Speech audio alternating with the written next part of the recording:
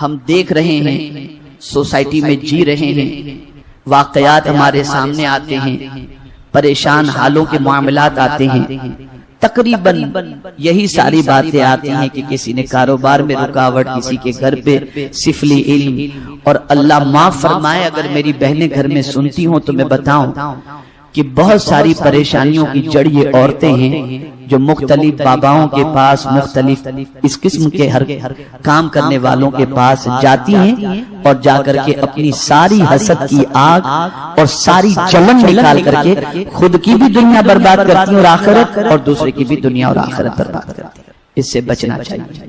بچنے کے لیے اللہ نہ کرے اگر کوئی اس شرارت کا شکار ہو چکا ہے تو اسے چاہیے کہ میں چند عمل بتا دیتا ہوں، اسے اپنی زندگی کے اندر نافذ کر لے، اس کو اختیار کرے۔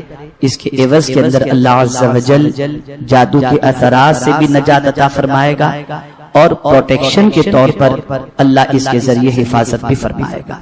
ایک عمل تو یہ ہے کہ قبلہ رو، یعنی قبلے کی طرف رخ کر کے روزانہ رات کو بیٹھیں یا کھڑے ہوں، آیت الکرسی کی تلاوت کریں اور قبلے کی طرف ایسے پھونکیں، پھر چہرہ قبلے ہی کی طرف رکھیں، دوسری مرتبہ آیت الکرسی پڑھیں اور ایسے پیٹھ کی طرف پھونکیں، پھر چہرہ قبلے ہی کی طرف ہو، آیت الکرسی پڑھیں، دائیں جانب پھونکیں، پھر آیت الکرسی پڑھیں، بائیں جانب پھونکیں، پھر آیت الکرسی پڑھیں، اوپر کی جانب پھونکیں، پھر آیت الکرسی پڑھیں اور نیچے کی جانب پھونکیں۔ یہ 6 ڈائریکشن ہیں، front, back, right, left, up and down. یہ 6 جگہ پر اب آیت الکرسی پڑھ کر کے روزانہ رات کو اس کا حصار کر لیں۔ اللہ نہ کرے کوئی شرارت کر رہا ہو تو وہ شرارت پلٹ کر اسی کی طرف جائے گی، اور آیت الکرسی کی برکت سے اللہ اپنی حفاظت فرمائے۔ شخص اگر بہت برانڈیڈ گاڑی خرید لے اور خرید کر اس گاڑی کے اندر وہ سفر کرتا ہو تو لوگ گاڑی کو تو دیکھیں گے، گاڑی والے کو نہیں، اس لیے کہ گاڑی والا کون ہے نہیں معلوم، اس کی اپنی کوئی پہچان نہیں ہے، اس کی کوئی آئیڈینٹی نہیں ہے، اس کی کوئی شناخت نہیں ہے، بس یہ کہ اس کے پاس گاڑی ہے، قیمتی گاڑی ہے۔ اور الحمدللہ دنیا گھومنے کی وجہ سے میں جانتا ہوں کہ آپ کو قیمتی سے قیمتی گاڑیاں اور اچھی سے اچھی برانڈیڈ گاڑیاں رینٹ پر اگر چاہیے تو آپ کو دنیا کے مختلف ایئرپورٹس پر وہ گاڑیاں مل جاتی ہیں۔ تو ایک اننون پرسن اگر قیمتی گاڑی کے اندر سفر کرتا ہے تو آدمی گاڑی کو تو دیکھتا ہے، گاڑی والے کو یا گاڑی سے اترنے والے کو نہیں دے، پتہ نہیں کون بندہ، اللہ معلوم کہاں سے آ گیا، یار اس کے پاس یہ گاڑی کیسے آ گیا۔ لیکن جو بہتر انسان ہوتا ہے پھر وہ آٹو رکشہ سے بھی اترتا ہے نا تو لوگ اس کو دیکھتے رہتے ہیں، اسے دیکھتے ہیں، یار ان کے نزدیک نہ سائیکل کی اہمیت ہے نہ آٹو رکشہ کی، کچھ بھی نہیں، ارے اس میں سے اترے یہ آ رہے ہیں۔ اور ہم نے اپنے ماتھے کی آنکھوں سے ایسے لوگوں کو دیکھا۔ فرق بہت بڑا ہو چکا، انسان بہتر بننے کے لیے باہر کی چیزوں کو سہارا بنا رہا ہے، حقیقت یہ ہے کہ بہتر انسان بننے کے لیے باہر کی چیزوں کی ضرورت نہیں، اندر سے بہتر بننے کی ضرورت ہے۔ میں ایک اپنے بہت اچھے ساتھی بلکہ تحریک نگراں الحاج مولانا عارف پٹیل قادری صاحب جو برطانیہ میں ہوتے، ان کی والدہ کا آج ہی انتقال ہوا، انا للہ و انا الیہ راجعون، تو تدفین سے میں آیا، اس لیے ورنہ مجھے اس کو بہت اچھی طرح سمجھاتا ہوں، چلیے آج تھوڑا سمجھا دو۔ علماء تشریف فرمائے، مفتیان کرام تشریف فرمائے، تھوڑا سا میں سمجھاؤں یہ قرآن کے اندر اس طریقے سے کیوں ہے۔ ایک طرف تو قرآن کہہ رہا ہے ان اکرمکم عند اللہ، نہیں لقد کرمنا بنی آدم، ہم نے بنی آدم کے سر پر تاج کرامت رکھا۔ کہیں فرماتا ہے لقد خلقنا الانسان فی احسن تقویم، ہم نے انسان کو اچھی ساخت پر پیدا فرمایا۔ ایک طرف تاج کرامت بھی ہے، ایک طرف اچھی ساخت میں پیدا کرنے کی بات بھی ہے، اور کہیں اللہ عز و جل ارشاد فرماتا ہے کان جہولا، یا اللہ ایک طرف فضیلت بیان کی جا رہی ہے، دوسری طرف عیب بیان کیا جا رہا ہے۔ تو سوال یہ پیدا ہوتا ہے کہ جس کے سر پر تاج کرامت رکھا گیا وہ عیب دار کیسے؟ اور یہ میں نہیں کہہ رہا، یہ قرآن کہہ رہا ہے، اس کو تھوڑا سا سمجھ لو۔ میرے پیارے آقا صلی اللہ تعالی علیہ وسلم کے پیارے دیوانوں، جب انسان کو دو چیزوں کے ذریعے آپ سمجھیں گے تو آپ کو یہ چیز سمجھ میں آئے گی۔ انسان کا جسم بنا ہے آگ، مٹی، پانی، ہوا سے، اور انسان کے اندر جو چیز ہے جو اس پورے جسم کو متحرک رکھتی ہے وہ ہے روح۔ توجہ چاہوں گا، ہے ذرا گاڑا مضمون، لیکن علماء بھی ہیں، طلباء بھی ہیں، میں چاہوں گا تھوڑا سا عقل کا دریچہ کھل جائے تاکہ سمجھ میں آئے کہ کس طریقے سے جو ہے عوام کی ذہن سازی ہو۔ ایک ہے جسم، ایک ہے روح۔ جو جسم بنا ہے اللہ عز و جل نے جن چیزوں سے بنایا، ان چیزوں کے اندر خاصیت ہے۔ کسی میں اجلت، آپ دیکھتے چلے جائیں، مٹی کے حوالے سے، آگ کے حوالے سے، پانی کے حوالے سے، آگ فوراً جلا دیتی ہے، پانی بجھا دیتا ہے، ہوا تیز ہوتی ہے، یہ ساری چیزیں آپ کو ملیں گی۔ انسان ان چیزوں سے بنا ہے۔ تو اگر اس اعتبار سے دیکھا جائے، مادی چیزوں کے اعتبار سے، تو انسان میں نقص ہے۔ اور یہ جو کہا گیا لقد کرمنا بنی آدم، تو اگر بندہ جسمانی اعتبار سے کمزور ہے اور روح کے اعتبار سے طاقتور ہے تو اس سے سر پر کرامت کا تاج رکھا گیا، اور اگر جسم کے اعتبار سے طاقتور ہے اور روح کے اعتبار سے کمزور ہے تو یہ ساری خامیاں اس کی زندگی سے زیادہ ہوتی نظر آئیں۔ اولیاء نے اسی لیے جسم پر محنت کرنے کی بجائے اور جسم کو زیادہ غذا دینے کی بجائے انہوں نے روح کو زیادہ غذا عطا فرمائے۔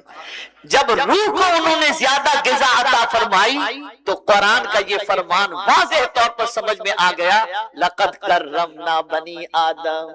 تو میں یہ سمجھتا ہوں کہ اب اچھی طریقے سے کسی حد تک بات آپ کی سمجھ میں آ گئی ہوگی۔ اسی کو دوسرے اینگل سے دیکھیں، آج ہم لوگ جتنے بیمار ہوتے ہیں، اللہ والے اتنے بیمار نہیں ہوتے تھے۔ تو اس کے سلسلے میں میرے استاد گرامی بڑی پیاری بات فرماتے ہیں جسم اس وقت کمزور ہوتا ہے جب روح کمزور ہوتی ہے، اور جسم اس وقت طاقتور ہوتا ہے جب روح طاقتور ہوتی ہے۔ اولیاء غذا سے طاقتور نہیں بنتے تھے، اللہ کے ذکر سے طاقتور بنا کرتے تھے۔ غوث پاک تو کئی دنوں تک کچھ بھی نہیں کھائے، طاقتور ایسے کہ مردے کو ٹھوکر مارے تو زندہ ہو جائے۔ اب آئیے، میں مضمون تھوڑا سا طویل ہے لیکن اب میں آپ کو سمجھاتا ہوں۔ دیکھیں اسی اعتبار سے قرآن کو سمجھیں آپ۔ ماشاءاللہ آج جو ہے جیم میں جا کر کے لوگ اپنے آپ کو ایک دم بالکل وی شیپ کے اندر باڈی بناتے ہیں، نکلے تو لگے کہ کوئی صاحب جا رہے ہیں۔ وہ اپنی نگاہوں میں مرد ہوں گے اور قرآن کی نگاہوں میں مرد کون ہے اسے سمجھ لی۔ تو قرآن کے در رجال لا تلہیہم تجارت ولا بیع عن ذکر اللہ۔ قرآن کی نظر میں مرد وہ ہے کہ تجارت اسے اللہ کے ذکر سے غافل نہیں کر سکتی، یہ ہے مرد۔ اور صوفیہ کی اصطلاح میں مرد اسی کو کہتے ہیں، اسی کو مرد کہتے ہیں، اسی لیے کہتے ہیں مردان درویش۔ اب آئیے تھوڑا سا اور ایزی کر دوں، ورنہ آپ سوچیں گے کہ بھئی یہ تو سمجھنے کے لیے ذرا مشکل مسئلہ ہوگا، لیکن تھوڑا سا ایزی کر دوں تاکہ آپ اپنے آپ کو اس سانچے میں ڈھال سکیں۔ بہتر انسان بننے کے لیے آپ کو سب سے زیادہ جس چیز کی طرف توجہ دینی ہے پرائیورٹی میں، وہ ہے کمفرٹ زون سے باہر نکلنا۔ یار میری تو عادت ہے 8 گھنٹے کی نیند نہیں ہوگی تو مزہ نہیں آتا، میری تو عادت ہے ایئر کنڈیشن نہ ہو تو میں جی نہیں سکتا۔ اگر آپ کو بہتر انسان بننا ہے تو سب سے پہلے کمفرٹ زون سے باہر آئیے، اس لیے کہ قرآن نے واضح طور پر ہماری تخلیق کا ابتدائی مرحلہ جو بیان کیا وہ یہی کیا، لقد خلقنا الانسان فی کبد، آرام میں نہیں تکلیف میں پیدا کیا گیا۔ تو سب سے پہلے اپنے جسم کو تھکاؤ، مشقت کا عادی بناؤ، آرام پسندی سے باہر نکلو، جب تک کہ زمین پر چٹائی پر بغیر اے سی کے آپ کے جینے کی عادت نہیں بنے، نہیں چھوٹے گی، اس وقت تک آپ کا پہلا قدم بہترین انسان بننے کی طرف نہیں اٹھ سکتا۔ تو بہترین انسان بننا ہے تو کمفرٹ زون سے باہر آئے۔ میرے پیارے آقا صلی اللہ علیہ وسلم کے پیارے دیوانوں، اس کو بہت چھوٹے جملے میں سمجھا دوں، عادتوں کے غلام مت بنو۔ کس کے غلام مت بنو؟ عادتوں کے غلام مت بنو، چیزوں کے غلام مت بنو. اگر یہ غلامی تم نے قبول کر لی تو بہترین انسان نہیں بن سکتے. اب اس کو اور تھوڑا سا قریب کر کے سمجھاؤں کہ دنیا میں چوری ڈکیتی لوٹ مار یہ ساری چیزیں جو ہو رہی ہیں اس میں ایک بڑا دخل اس چیز کا ہے کہ انسان ایسی چیزوں کا عادی بن چکا ہے کہ اس کے بغیر جی نہیں سکتا. اور بہت سارے بڑے بڑے بزنس مین یہاں بھی اس وقت موجود ہیں. کچھ بزنس مین اب ان کے پاس اپنا اسٹیٹس مینٹین کرنے کے لیے اپنا ذاتی پیسہ نہ بھی ہو تو بینک سے قرض لیں گے. یار ہماری تو عادت ہے. لوگ پتہ نہیں کیا سوچیں گے. اب وہ کروڑوں کا قرض لیا جا رہا ہے صرف اپنی عادتوں کو اور اپنی زندگی کو مینٹین اور اسٹیٹس کو مینٹین کرنے کے لیے. تو بہتر انسان بننا ہے تو مشقت کے عادی بنو، تکلیف اٹھانے کی عادت بناؤ. جتنے بھی صحابہ آپ دیکھیں گے واللہ سارے صحابہ کی زندگی اٹھا کر دیکھو اور خود رحمت عالم صلی اللہ علیہ وسلم کی حیات طیبہ اٹھا کر کے دیکھو تو آپ کو پتا چلے گا کہ سب نے اپنی زندگی کمفرٹ زون کے اندر نہیں بلکہ مشقتوں کے اندر گزاری ہے. اور یہاں تھوڑا سا ٹچ دے دوں سنت کی طرف تو میرے آقا صلی اللہ علیہ وسلم نے جس طریقے کی زندگی گزاری ہے اس طریقے کی یعنی ان سنت پر عمل کرنا کسی غریب کو بھی کوئی مشکل نہیں ہو سکتا. چٹائی پر سونا، ہاتھ کا تکیہ بنا لینا. اب کمفرٹ زون کی بات کروں، اللہ اکبر، رسول اعظم صلی اللہ علیہ وسلم کی بارگاہ میں فاروق اعظم رضی اللہ تعالیٰ عنہ تشریف لائے تو پشت انور پر چٹائی کے نشان تھے. سرکار سے عرض کرتے حضور اجازت دے تو نرم گدے کا انتظام کر دوں تاکہ حضور آرام سے سوئیں. قربان جائیے میرے آقا کے جواب پر. اور پھر فاروق اعظم نے یہ بھی عرض کیا حضور دیگر بادشاہ تو بہت محل کے اندر اور آرام سے رہتے ہیں اور سید الانبیاء اس طریقے سے. سرکار نے فرمایا ان کے لیے دنیا ہے ہمارے لیے آخرت. نکالا کمفرٹ زون سے، نکالا کمفرٹ زون. میرے استاد گرامی نے ایک بڑی پیاری بات بتائی چونکہ علماء موجود ہیں. انہوں نے فرمایا کہ تمہیں معلوم ہے کہ صحابہ کی تربیت حضور نے کہاں کی اور کیسے کی. اب ہم لوگ تو کیا ہے صحبت لے کر بیٹھ جاتے ہیں اور چیزوں کو ساری چیزوں کا تذکرہ کرتے ہیں. انہوں نے کہا کہ صحابہ کی صحیح معنوں میں تربیت شعب ابی طالب کے اندر وہ جو 3 سال کا محاصرہ تھا، 3 سال کا سوشل بائیکاٹ تھا، اس میں صحابہ کو ہر مشقت سے حضور نے گزارا اور اس کے بعد کوئی مشقت ایسی نہیں تھی جس کے سامنے صحابہ ڈھیر ہوتے ہوئے نظر. یہ تربیت تو کمفرٹ زون سے باہر نکلی. عادت بناؤ. اللہ نے اچھا دیا ہے، اچھی طریقے سے رکھا ہے تو میں یہ نہیں کہتا کہ آپ اس کا استعمال نہ کرو، لیکن کبھی تکلیف آ جائے، کبھی ایسی بات بھی آ جائے، کبھی چٹائی پر بھی سونے کی عادت رکھیں، کبھی اس طریقے سے بھی کہ بغیر پنکھے کے. میں اپنا ایک واقعہ بتاؤں. شاید یہاں پر بہار کے بھی آج ایک عالم دو عالم تشریف لائے میں نجمی علماء.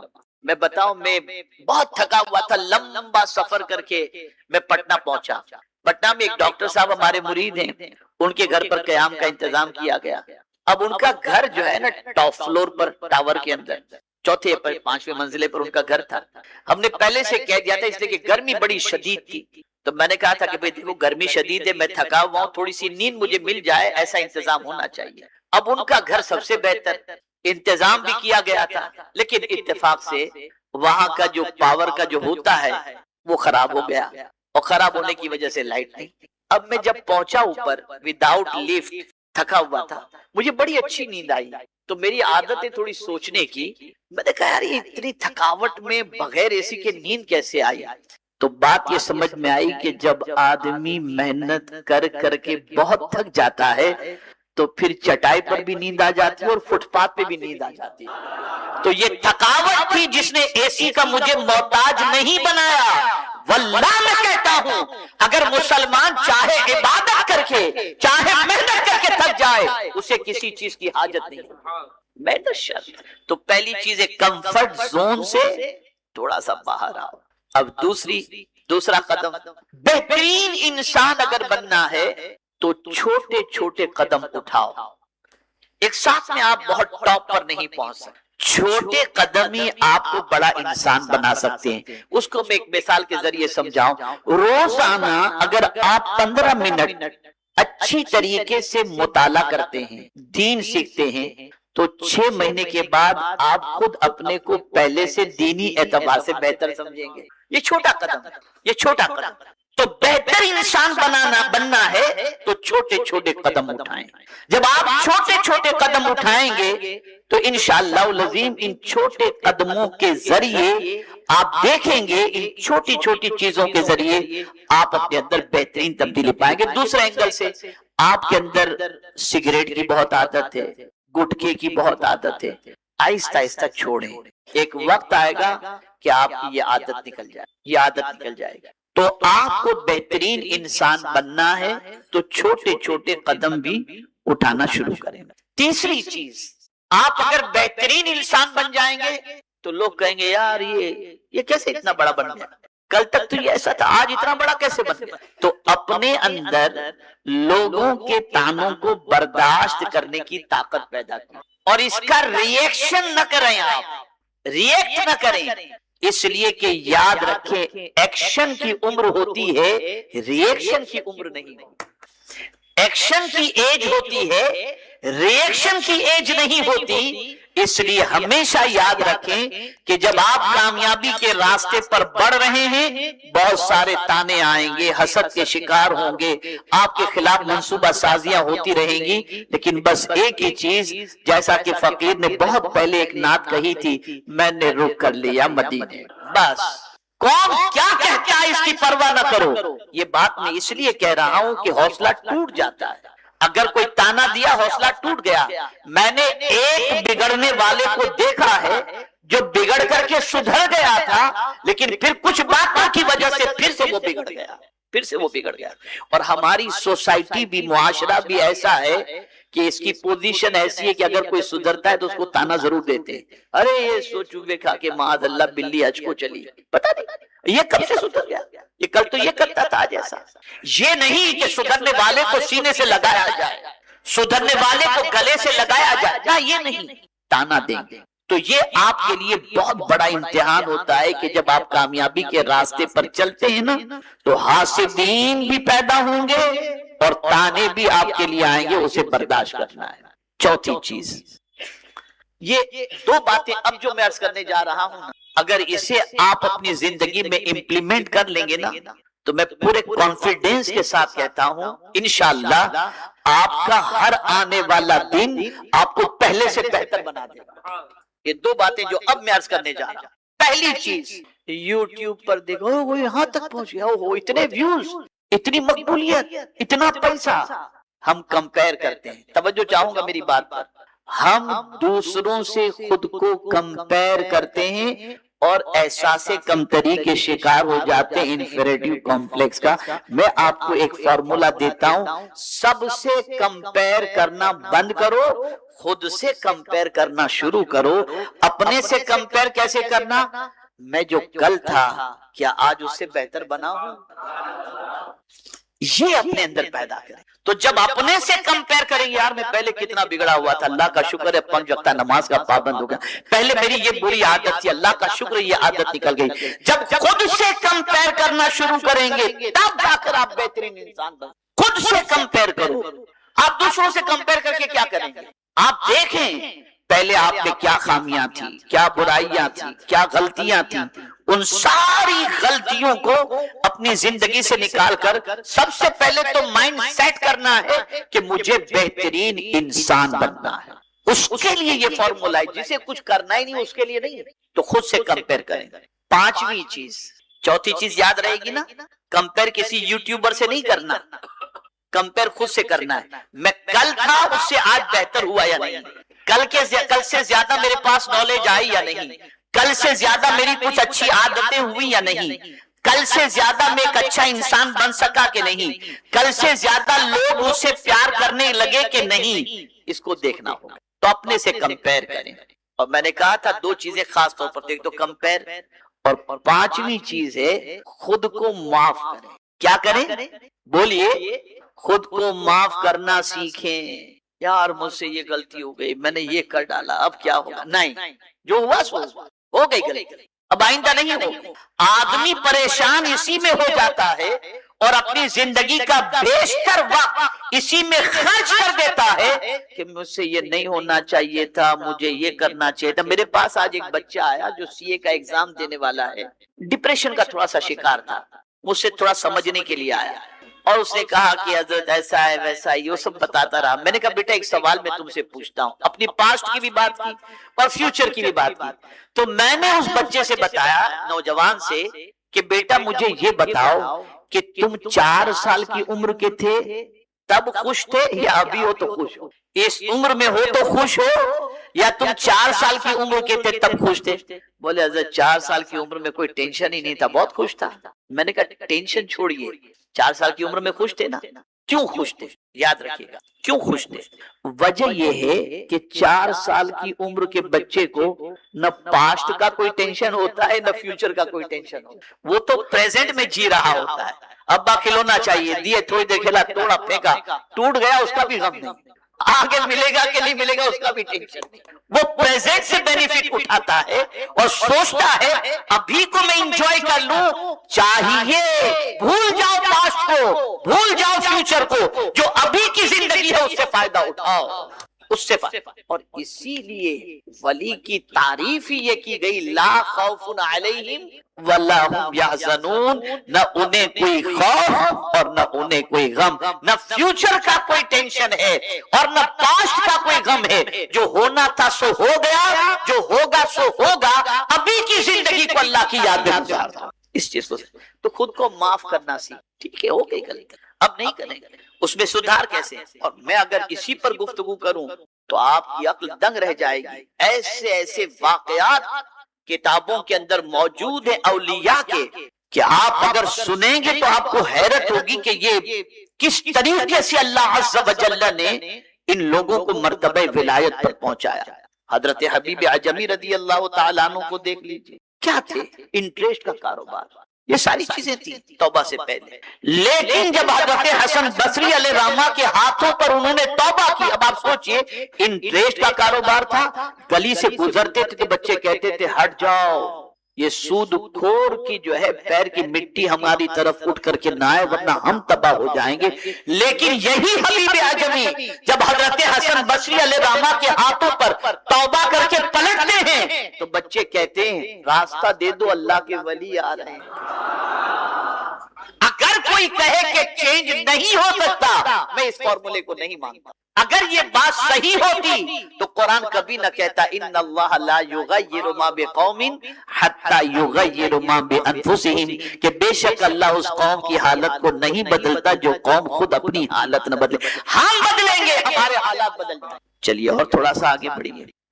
چھٹی چیز، آج ہمارے محلوں میں نوجوانوں سے پوچھتے ہیں کہ کیا کر رہے ہو؟ ٹائم پاس کر رہے ہیں۔ جو قوم ٹائم پاس کرنے کی عادی وہ ٹائم بھی اسے پاس کر دیتا ہے۔ پاس سے وہ کامیاب والا نہیں، سمجھ لیجئے آپ۔ مرنے والے کو بھی کہتے ہیں نا پاس ڈبے، کہتے ہیں ٹائم کی قدر کرو۔ بادشاہ وقت بھی پوری بادشاہت دے کر گیا ہوا وقت نہیں لا سکتا، اس لیے وقت کی قدر کرو۔